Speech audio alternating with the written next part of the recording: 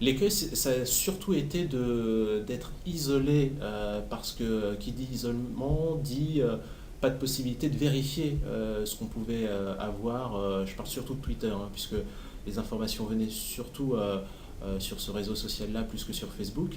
La difficulté, c'était vraiment de jauger la pertinence de l'information.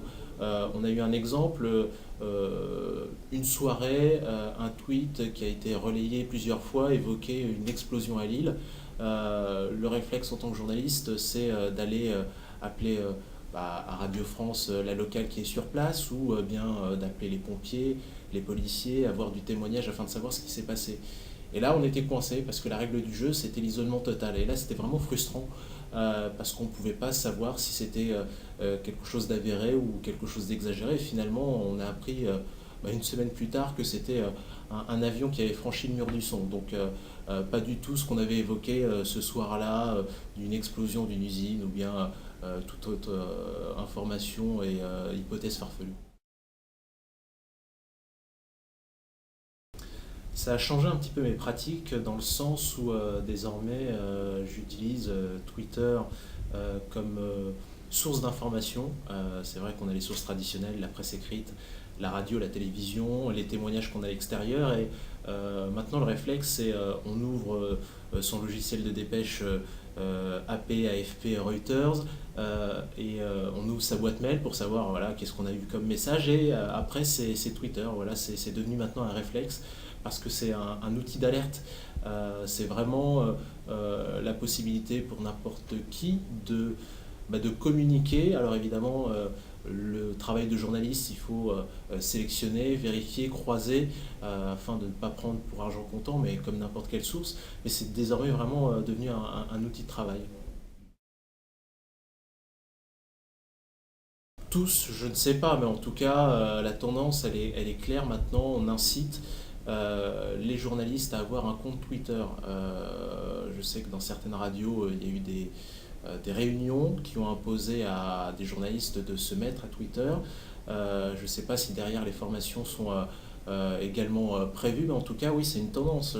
J'avais vu des statistiques récemment. Je crois que euh, quasiment un journaliste français sur deux est maintenant sur Twitter. Alors après, il y a être sur Twitter et être sur Twitter, c'est-à-dire ouvrir un compte, ne suivre personne, ça n'a aucune utilité.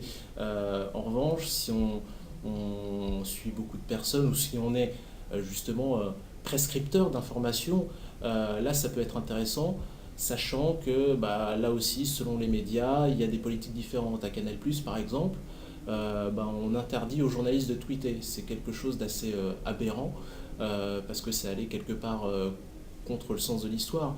Mais c'est vrai que désormais, ne pas être sur Twitter et ne pas l'utiliser, c'est prendre un temps de retard par rapport aux autres. Dans un monde où les médias donc, sont de plus en plus dans le tout info, où il faut aller le plus vite possible, si on n'utilise pas cet outil-là, on est un peu à la ramasse.